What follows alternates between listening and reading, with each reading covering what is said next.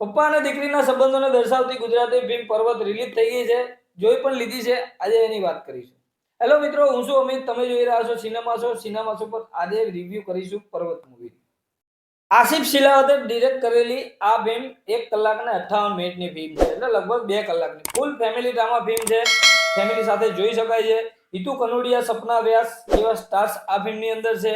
સાથે મોના થીબા અને મકરંદ શુક્લા જેવા બીજા પણ અનેક સ્ટાર તમને ફિલ્મની અંદર જોવા મળે છે. ફિલ્મ પ્રોપર એક જ મુદ્દા પર ચાલે છે, પપ્પા અને દીકરીના.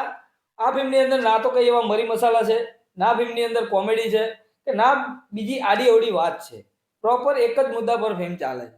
ફિલ્મની સ્ટોરી દીકરીના લગ્ન થઈ ગયા પછી દીકરી ઘરે પાછી આવે છે, કોઈ કારણોસર એના ડિવોર્સ થાય છે.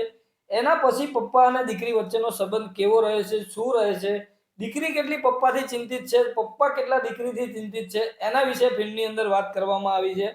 મોડર્ન જમાનાના પપ્પા છે, મોડર્ન જમાનાની દીકરી છે.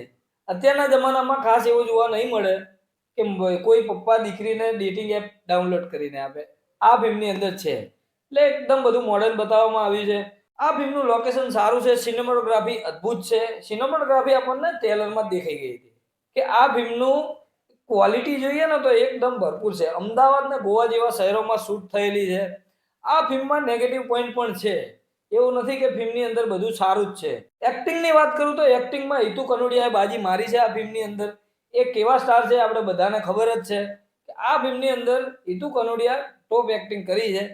સપના વ્યાસની વાત કરીએ તો સપના વ્યાસે એક્ટિંગ કરી છે, પણ હજુ પણ એક્ટિંગમાં સુધારો લાવવાની એમને જરૂર છે. સપના વ્યાસ એક મોટા ઇન્ફ્લુએન્સર છે, 1.5 મિલિયન ફોલોવર ઇન્સ્ટાગ્રામમાં પણ છે. છતાં પણ એમને હેલ્થ ટીપ આપે છે અને સરસ મજાનું એમનું ચાલે છે. અહીંયા એમને થોડી મને એક્ટિંગની ટિપ્સની જરૂર હોય એવું મને લાગ્યું. એમના ડાયલોગ ડિલિવરી કરવામાં મને થોડી પ્રોબ્લેમ થતી હોય એવું લાગ્યું. ડાયલોગ બોલવામાં અને ચહેરાના હાવભાવમાં થોડો ફરક મને લાગ્યો. થોડું ઇમ્પ્રુવ થઈ જશે. ફર્સ્ટ ફિલ્મ છે એમની. ફિલ્મની સ્ટોરીની વાત કરીએ તો સ્ટોરી પણ એટલી કન્વિન્સિંગ નથી લાગતી, કેમ કે અમુક જગ્યાએ સ્ટોરી એકદમ વાર્તામાં બદલી જાય છે, કે મતલબ કે વાતચીતથી કામ ચલાવે છે. એ પણ સ્ટોરીમાં થોડી ઇમ્પ્રૂવ કરવાની જરૂર છે. ફિલ્મની સ્ટોરી નબળી લાગે છે. ફિલ્મમાં સોંગ એકાદ બે જ આવે છે. એક સોંગ છે જે સ્ટોરી સાથે ચાલતું છે, અને બીજું લાસ્ટમાં જે સોંગ આવે છે એ બહુ મજાનું છે. ફિલ્મની અંદર અરવિંદ વેગડા પણ તમને જોવા મળે છે. સાથે બીજો પણ એક ઇન્ડસ્ટ્રીમાંથી કેમિયો છે, એ તમે ફિલ્મની અંદર જોઈ શકશો. હિતુ કનોડિયાના ફેન હોય ને તો એકવાર તમે આ ફિલ્મ ટ્રાય કરી શકો છો.